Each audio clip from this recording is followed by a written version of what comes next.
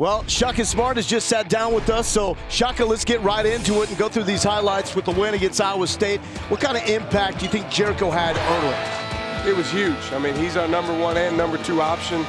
Obviously, with shots like that, he's going to shoot a high percentage. Our guys did a good job finding him early. I thought Iowa State did a really nice job later in the game taking away opportunities from him. You knew about Halliburton, Bolton. That was their big 1-2 punch, especially with Bolton. Seems like you made him work for everything that he got. Yeah, you know, he got going, getting downhill a little bit in the second half. He's a good player. But I thought overall our guys did a nice job on him. Shaka, I want to follow up on Sims. Do you think it was more of their good defense in keeping the ball out of his hands, or did your guards just struggle a little bit to continue to find him as the game progressed?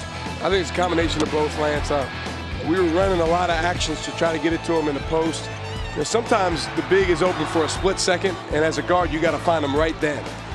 Because if you wait half a second, then the defense can do a good job taking it away. I thought Solomon Young from their team did a good job of playing with physicality and taking some of those opportunities away. But we have to continue to get better at it. The best way a lot of times is after our pick and roll to find him, and something we got to keep improving on. Advocate. I'm going to advocate a little bit for Williams. I probably don't have to. You know him better than me. You see him in practice. Yep. What do you think happens with his minutes going forward? Well, he played a lot of minutes tonight. We kind of trusted him down the stretch, and I thought he did a nice job, you know, playing with energy, playing with aggressiveness. He hung in there on the defensive end. Obviously, as a freshman, he's got a ton to learn down there, but he gives us an added length, athleticism, and he's really not afraid. What was the difference in this second half? Because we've seen your guys get close in a couple of losses. Yep. Kansas, for instance, you make the run to get back in, and the final 4 minutes, it kind of slips away. What was different with the final 4 in this game? Well, I thought our guys grabbed hold of the game and did a nice job of making some plays. I mean, Courtney hit 2 huge threes, which was huge. You know, sometimes it comes down to who makes more plays. In that Kansas game you referenced a couple weeks ago, they made more plays than us down the stretch. You know, today our guards were able to make more plays, and then we got really, really fortunate with a couple of those misses they had, and then Kai grabbed the ball. Huge rebound. I believe it was a 1-point game at that point. He did a nice job coming down here and making a couple free throws. Understanding that situationally you have to adjust to your opponent. You know, for example, you got Kansas coming up, obviously with Azubuike being the big in the middle, so you might have to do things that are different from one game to the next. Baylor with the great guards.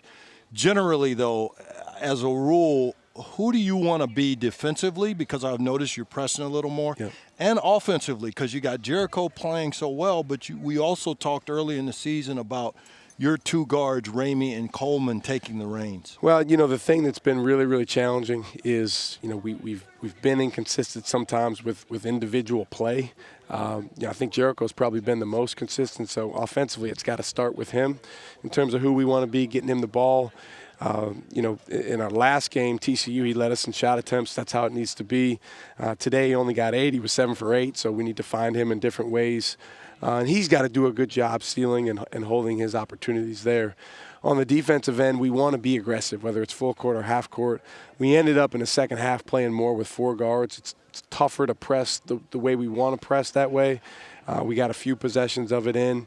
Halliburton's a really good decision maker. I thought he did a nice job against it. Unlike the B block in this week's show, you had fantastic energy throughout the course of this game. We heard you mic'd up talking about being in kill mode, right? Yeah. And in our show, we talked about the intricacy of balancing, right? Having that urgency, but also not going into panic mode. So how'd you do that? Well, I'll tell you what.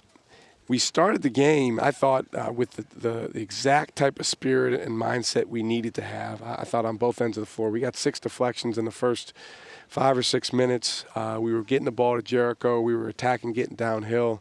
And then for whatever reason, we got away from that. We got way too many turnovers. We forced some shots that are really, you know, not what we want.